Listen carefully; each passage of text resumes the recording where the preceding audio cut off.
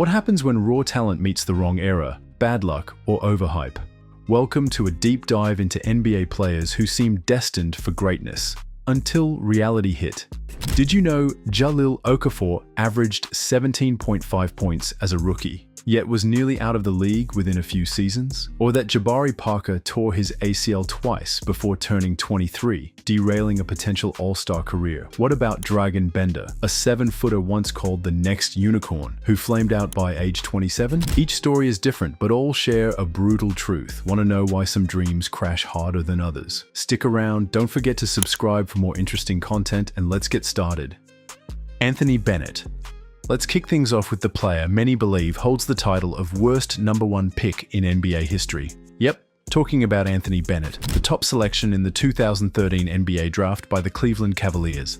With the first pick in the 2013 NBA draft, the Cleveland Cavaliers select Anthony Bennett of Toronto, Canada, and the University of Nevada, Las Vegas. From day one, it looked like a mistake. Did anyone expect this guy to go first overall?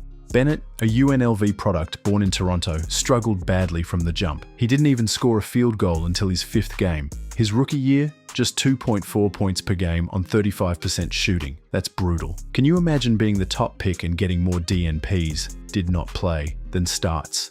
In just 4 seasons, Bennett bounced around the league. Minnesota, Toronto, Brooklyn, and averaged a career 4.4 PPG and 3.1 RPG. He was out of the league by age 24. Why was he even picked first? That's a question NBA fans still ask. What makes this worse is who was still on the board. Giannis Antetokounmpo went 15th that year. Think about that. Would you rather have Giannis or a guy who couldn't stay in shape?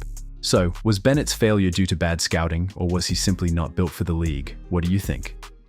Kwame Brown.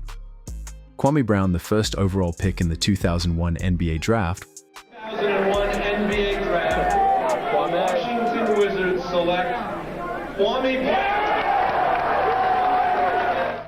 was supposed to be a game changer. Instead, he became the poster child for NBA busts. At 6'11" with a strong frame, scouts were convinced he was the next big thing. But from the moment he joined the Wizards, things went downhill. Brown came straight out of high school, and by his admission, he didn't have strong veteran leadership to guide him.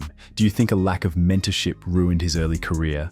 His averages, 6.6 points and 5.5 rebounds per game, were nowhere near what you'd expect from a #1 pick. But maybe worse than the numbers were the tiny hands, the missed layups, and the turnovers. According to Gilbert Arenas, Brown also battled alcohol issues, calling him a bad drunk in a brutal interview. Despite making over $60 million in NBA salary, many feel Kwame underachieved severely. His career earnings paled compared to other top picks from the 2000s, who often made over $200 million.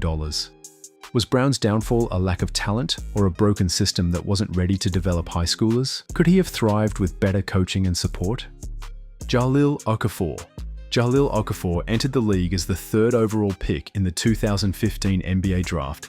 Philadelphia 76ers select Jahlil Okafor from Duke University.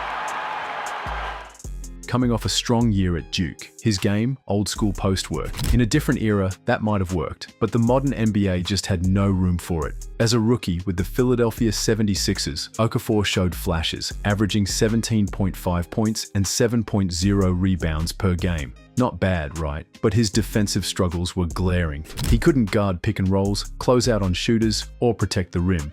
Is it fair to say he was built for the wrong generation? Soon after his rookie year, Okafor fell out of Philly's plans. Despite finishing 5th in Rookie of the Year voting, he started just 33 more games before being traded. And from there, it was a rough ride. Stops in Brooklyn, New Orleans, and Detroit followed.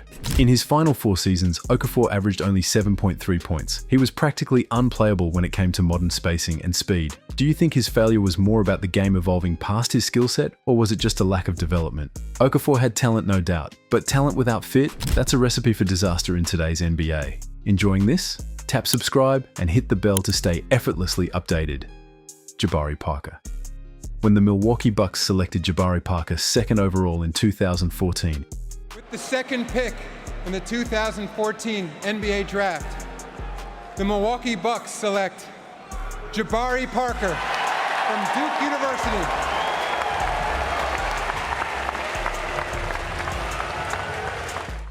It felt like a sure thing. He just averaged 19.1 points and 8.7 rebounds at Duke, and many viewed him as the safest pick in the draft. But things unraveled quickly. In his rookie season, Parker tore his ACL after just 25 games. He bounced back the next year and showed promise. In fact, during the 2016-17 season, he averaged 20.1 points, 6.2 rebounds, and 2.8 assists. That's star-level production. But then it happened again, another ACL tear.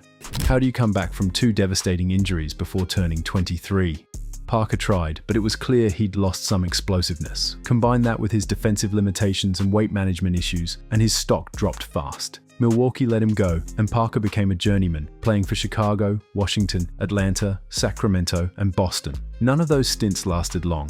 In his final seasons, he played limited minutes, averaging just 5 points per game. Would Parker have been a star if he'd stayed healthy? And why does it feel like injuries derail more careers than anything else? Dragan Bender. Drafted 4th overall in the 2016 NBA Draft. The 4th pick in the 2016 NBA Draft, the Phoenix Suns select Dragan Bender.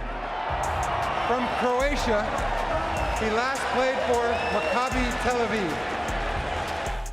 Dragan Bender was hyped as a future unicorn, a 7-footer with guard-like skills. Coming from Maccabi Tel Aviv, he'd already won the Israeli State Cup and was named an All-Star. But could he translate that to the NBA? Bender was supposed to form a future duo with Devin Booker in Phoenix, but it never worked. His best season, 5.4 points and 4 rebounds per game. That's it. His career field goal percentage, just 39.9%, which is rough for a big man. How does a 7-footer shoot worse than some guards? Phoenix declined his 4th-year option, signaling the end. He had brief runs with Milwaukee and Golden State, and even went back overseas after failing to stick in the league. By 27, he was out of the NBA. What went wrong? Was it just a bad fit? Or was he overhyped? Bender had size and flashes of skill, but lacked the toughness and consistency that NBA teams expect. And when you're picked ahead of guys like Jamal Murray and Domantas Sabonis, fans don't forget. Noah Vonleh. Let's close out with Noah Vonleh, the 9th overall pick in the 2014 NBA Draft by the Charlotte Hornets. Coming out of Indiana, Vonleh was a top 10 high school recruit and was expected to be a versatile power forward with a long NBA career, but it never clicked. In his rookie season, Vonleh struggled to get minutes. Charlotte shipped him off to Portland in the Nicholas Batum trade, hoping for better balance. From there, it was a carousel: Chicago, New York, Minnesota, Denver, Brooklyn,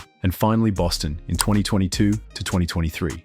That's 7 teams in 8 years. Vonleh's career averages: 4.7 points, 4.9 rebounds, and under 1 assist per game. His best season arguably came with the Knicks, averaging 8.4 points and 7.8 rebounds, but that wasn't enough to solidify a long-term role. In 2021, Vonleh signed with the Shanghai Sharks, choosing to continue his career overseas. How does a top 10 pick end up out of the league before 30? Was it a case of never developing offensively, or was Vonleh simply another player who couldn't adjust to the NBA's speed and spacing? Either way, he never lived up to the hype. Do you think Vonleh deserved more chances, or was the league just done waiting? Some stories in the NBA aren't about glory, they're about what could have been. These players had talent, hype, and opportunity, but the league isn't always forgiving. Whether it was injury, poor fit, bad timing, or flat-out overhype, each tale reminds us how fragile success is. Want more deep dives like this? Subscribe, hit the bell, and drop a comment below with the name of the biggest what if in NBA history.